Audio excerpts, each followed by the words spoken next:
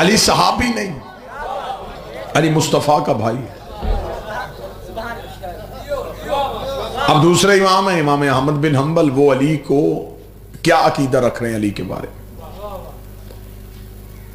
میں بالکل واضح اگر بات کروں نا کہ آج اتنے فرقے ہیں اور ہر فرقہ کہہ رہا ہے کہ میرا دین ٹھیک ہے، یہ تو بات غلط ہے کہ ہر ایک کا دین تو ٹھیک نہیں ہو سکتا۔ میں بات آسان کر دیتا ہوں، جو یہاں ہاتھ رکھ کے نماز پڑھتا ہے وہ بڑا مطمئن ہے، اور اس نے یہ نماز یہاں اپنے کہنے پہ اس نے ہاتھ نہیں رکھے، اپنے امام کے کہنے پہ رکھے۔ جس نے یہاں ہاتھ باندھے امام کے کہنے پہ، جس نے یہاں ہاتھ باندھے، جس نے کھول کے پڑھی امام کے کہنے پہ۔ اب یہ جو فرق ہے یہ فرقوں کا فرق نہیں، اماموں کا فرق ہے۔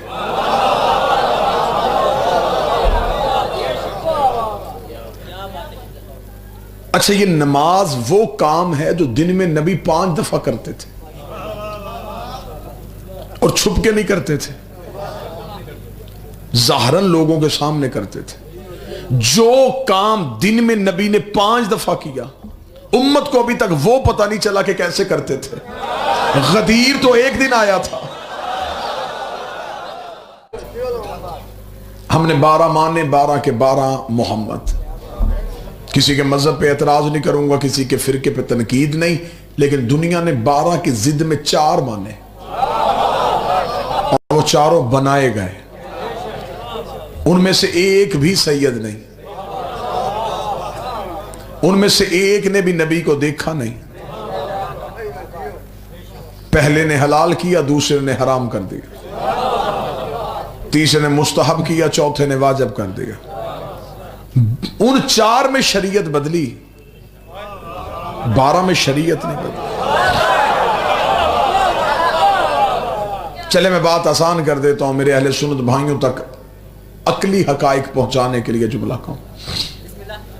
ان 4 میں سے پہلے امام میرے اہل سنت بھائیوں کے امام ابو حنیفہ۔ میں تقابل نہیں پڑھنے لگا، اور نہ ہی میرا کوئی موڈ ہے کہ میں ان اماموں کا تقابل اپنے اماموں سے پڑھوں، کیونکہ نوکروں کا مقابلہ سرداروں سے نہیں ہوتا۔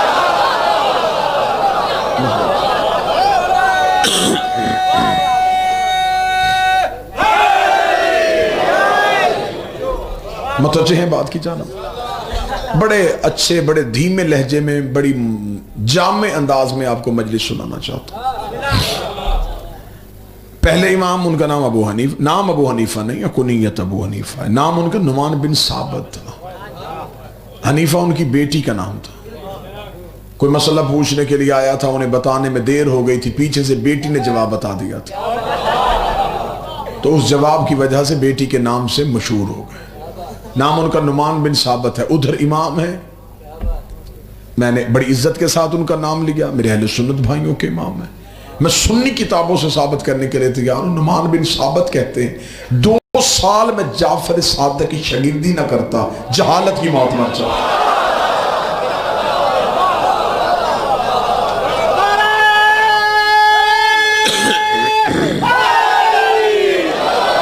اب فیصلہ آپ خود کریں کہ ادھر شاگرد ہے، ادھر استاد ہے۔ میرے اہل سنت بھائیوں کو دوسرا امام، نام ان کا احمد بن حنبل، ان کے ماننے والے حنبلی کہلواتے ہیں، جو ان کی فقہ پہ عمل کرتے ہیں وہ حنبلی کہلواتے ہیں۔ احمد بن حنبل کی بات میں ایک سنی کتاب سے ثابت کرنے کے لیے تیار ہوں۔ جب احمد بن حنبل کے بیٹے نے باپ سے پوچھا تھا، بابا مجھے رتبوں کے اعتبار سے صحابہ کے نام لکھوا، حفظ مراتب کے اعتبار سے صحابہ کے نام لکھوا، کس صحابی کا رتبہ بلند، کس کا اس سے تھوڑا، کس کا اس سے تھوڑا۔ باپ نے بیٹے کو نام لکھوانے شروع کی، 3 خلفاء کا نام لکھوایا، علی کا نام چھوڑ دیا، 10 نام اور لکھوا دیے، 13 نام ہوئے۔ بیٹے نے کاغذ قلم زمین پہ پھینک کے کہا، بابا ہر نام کے بعد سوچتا رہا اب علی کا نام آئے گا، اب علی کا نام آئے گا، اب علی کا نام آئے گا، 13 نام آ گئے، تو نے علی کا نام کیوں نہیں لکھوایا؟ احمد بن حنبل نے بیٹے کو جھڑک دے کے کہا، پوچھ صحابہ کا رہا ہے، علی کوئی صحابی ہے؟ علی تو محمد کا بھائی ہے۔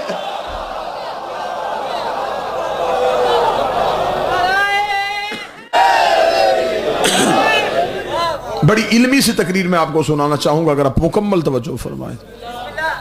آپ کن لوگوں سے علی ولی اللہ منوا رہے ہیں جن کو ابھی تک نبی کی نماز کا طریقہ یاد نہیں؟ جو کام دن میں 5 دفعہ پیغمبر نے کیا، امت ابھی تک وہ طے نہیں کر سکی کہ وہ کیسے کیا تھا۔ جو یہاں ہاتھ رکھ کے پڑھ رہا ہے وہ بڑا مطمئن ہے، اس سے پوچھو تو نے نبی دیکھا ہے؟ وہ کہتا نہیں۔ ہاتھ یہاں کیوں رکھے؟ وہ کہتا میرا امام کہتا نبی یہاں رکھتے تھے۔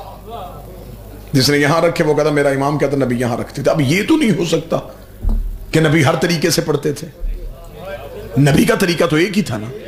اب اس کا مطلب ان 5 طریقوں میں سے ایک طریقہ ٹھیک ہے، 4 طریقے غلط ہیں۔ اب کوئی بھی اپنی غلطی ماننے کو تیار ہی نہیں۔ میں یہاں کہہ دوں شیعوں کا طریقہ ٹھیک ہے، سنی کہیں گے شیعہ مجمع جو تھا، خطیب شیعہ تھا، کہہ دیا ہمارا طریقہ ٹھیک ہے۔ آپ مسجد میں چلے جائیں گے، مسجد میں مولوی کہے گا نہیں نہیں نہیں ہمارا طریقہ ٹھیک ہے۔ تو لہٰذا اب جھگڑے کو کہیں نہ کہیں تو ختم کرنا ہے نا، بات کہیں نہ کہیں تو نتیجے پہ لے کے آنی ہے نا۔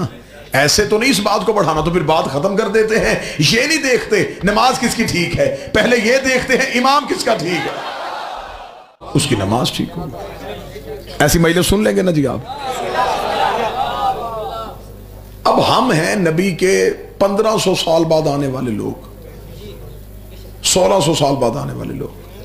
اب ہم کیسے بتا سکتے ہیں کہ نبی عمل کیسے کرتے تھے؟ ہم نے تو نبی کو دیکھا نہیں۔ ہمیں نبی کی مکمل سیرت چاہیے، پوری سیرت چاہیے۔ ہمیں نبی کے کپڑے پہننے کے طریقے سے لے کے نبی کے طواف کے طریقے تک، کیونکہ ہمیں قرآن نے کہہ دیا ہے کہ نبی کی زندگی تمہارے لیے بہترین عملی نمونہ ہے۔ لَقَدْ كَانَ لَكُمْ فِي رَسُولِ اللَّهِ أُسْوَةٌ حَسَنَةٌ۔ اب ہمیں نبی کی زندگی چاہیے۔ میں پوری باتیں ایسے پنچایت کی صورت میں کروں گا کہ یوں دودھ کا دودھ اور پانی کا پانی ہوتا جائے، جھوٹ کا جھوٹ اور سچ کا سچ ہوتا جائے۔ بس آپ نے توجہ رکھنی ہے، داد سے چھٹی، مجلس بڑے دھیمے لہجے میں آپ کو سنا رہا ہوں۔ اب اس کا مطلب ہے کہ ہمیں چاہیے نبی کی مکمل زندگی۔ اب یہ تو نہیں ہو سکتا کہ معاذ اللہ ثم معاذ اللہ نبی تھوڑی دیر کے لیے نبی ہوتے تھے۔ نبی تو ہر لمحے نبی تھے نا، سوتے تھے تو نبی تھے، جاگتے تھے تو نبی تھے۔ اب ہمیں چاہیے نبی کا سونے کا طریقہ بھی، دائیں کروٹ لیتے تھے، بائیں لیتے تھے، سیدھا لیٹتے تھے تاکہ ہم نبی کی سنت پہ عمل کریں۔ کپڑے کیسے پہنتے تھے، بات کیسے کرتے تھے، سنتے کیسے تھے، چلتے کیسے تھے۔ اب یہ ساری سیرت ہمیں نبی کی چاہیے۔ توجہ آپ میری طرف رکھیں گے صحیح؟ بیٹا یہ کیا کرنے لگے آپ؟ اچھا جلدی کرو، صلوات سارے حضرات مل کے بلند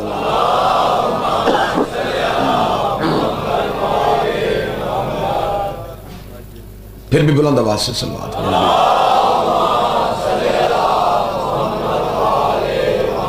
اب میرے بعد اس کو چلا دینا، اب بیٹھ جاؤ، توجہ ہے میری بات کی جانب۔ ہمیں چاہیے نبی کی مکمل سیرت۔ اب نبی کی مکمل سیرت لینے کے لیے نبی کے دور کے 3 ایسے طبقے ہیں جو ہمیں نبی کی زندگی کے بارے میں بتا سکتے ہیں۔ پہلے ہیں صحابہ اکرام رضوان اللہ علیہ مجمعین۔ اب تو کسی کو کوئی اعتراض نہیں نا، صحابہ اکرام رضوان اللہ علیہ مجمعین پہلے۔ دوسرا طبقہ ازواج مطہرات، تیسرے اہل بیت کرام۔ یہ 3 طبقے ہیں جنہوں نے نبی کو دیکھا ہے، یہ ہمیں نبی کی سیرت بتا سکتے ہیں۔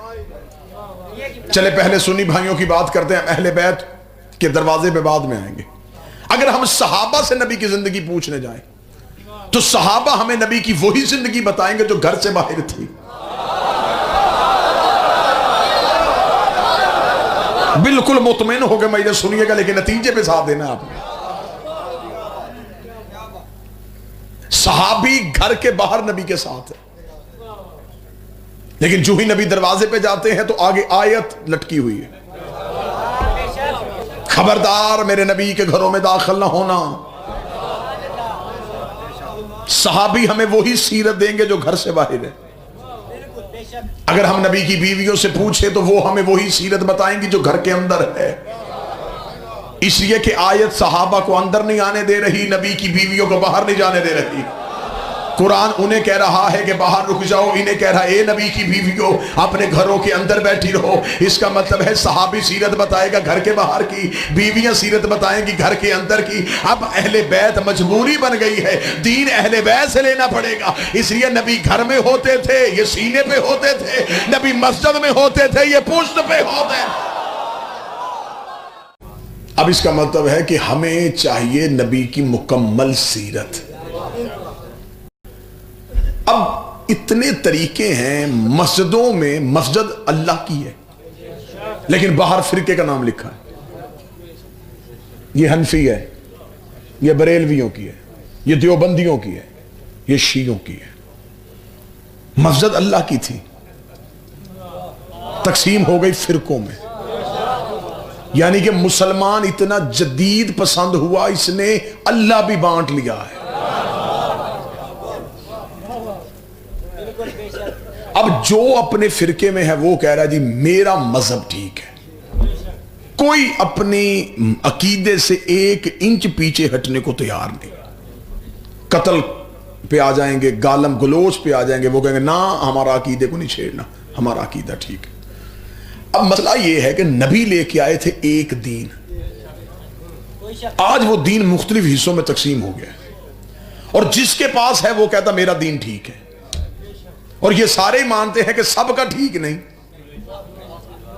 ایک ایسا ہے جس کا ٹھیک ہے باقیوں کا غلط ہے۔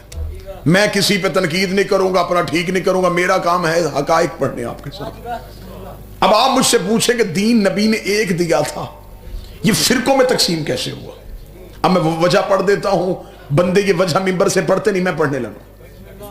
میری کوشش ہوتی ہے کہ اپنی قوم تک حقائق کی آخری حد تک جا کے ہم حقیقت آپ کے سامنے رکھ سکیں کہ آخر یہ اتنے فرقے کیوں بن گئے۔ میں اس سے پہلے ایک مثال دوں گا، مثال دی ہوئی بات بندوں کو ہمیشہ یاد رہتی ہے۔ میں مثال کا سہارا لے رہا ہوں تمہاری یادداشت میں بات کو محفوظ رکھنے کے لیے۔ میں آپ کے سامنے مجلس پڑھ رہا ہوں، 35-40 منٹ مجلس پڑھنے کے بعد میں اعلان کروں کہ جو میں نے پڑھا میرا مجمع مجھے سنائے۔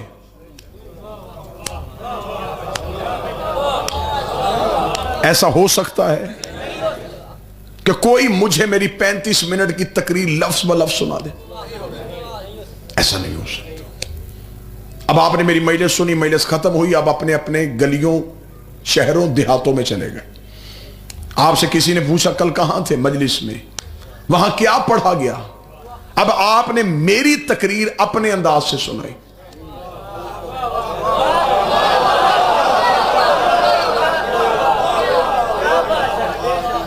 پڑھے لکھے نے اپنے طریقے سے، ان پڑھ نے اپنے طریقے سے، بچے نے اپنے طریقے سے، جاہل نے اپنے طریقے سے، بزرگ نے اپنے طریقے سے، عالم نے اپنے طریقے سے۔ تقریر ایک تھی۔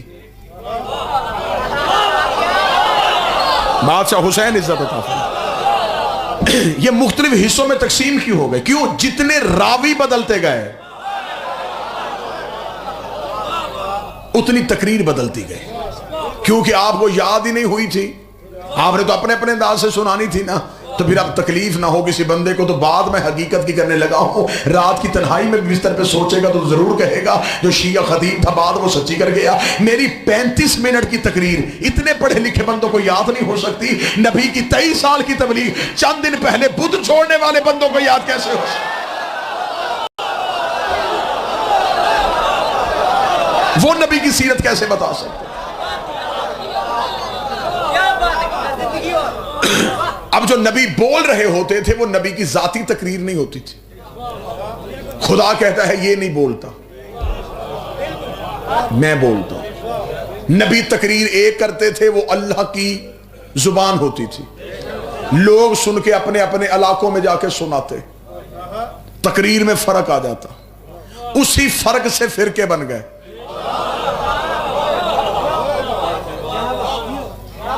اللہ کا لہجہ تو کوئی غیر معصوم نہیں بتا سکتا نا،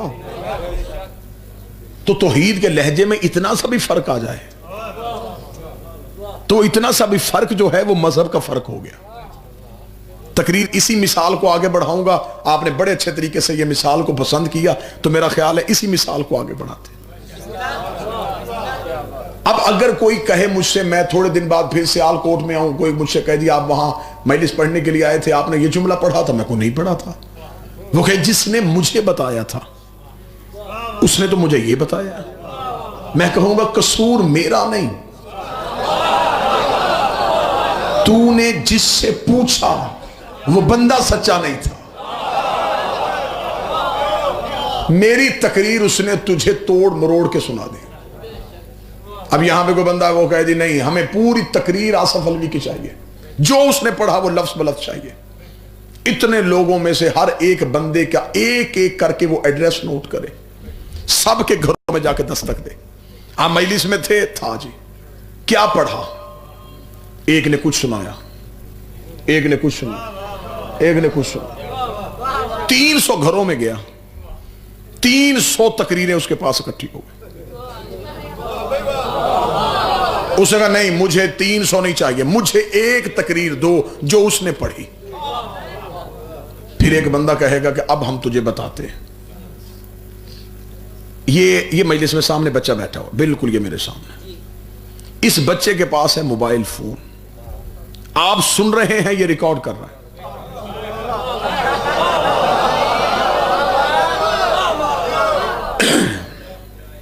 اس بندے نے آگے کہا جی مجھے تقریر چاہیے. بندوں نے کہا تو ایک ایک دروازے پہ نہ جا, نہ اپنا وقت ضائع کر, نہ لوگوں کا ٹائم ضائع کر, ان میں سے کسی کو تقریر یاد نہیں. ایک بچہ وہاں بیٹھا ہوا تھا, بیٹھا بھی منبر کے قریب تھا. اس کے پاس ایک ایسا آلہ تھا جو باتوں کو ریکارڈ کر رہا تھا. اب اس علاقے کے بوڑھے اسی بات میں لڑ پڑے کہ وہ بوڑھوں کے ہوتے ہوئے بچے سے کیوں پوچھ رہے ہو.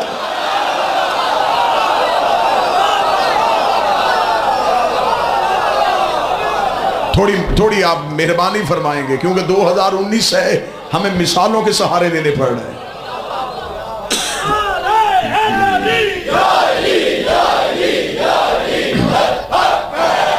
اتنے بوڑھے بوڑھے بندے بیٹھے تھے اور یہ ان کے ہوتے ہوئے بچے سے پوچھ رہا ہے.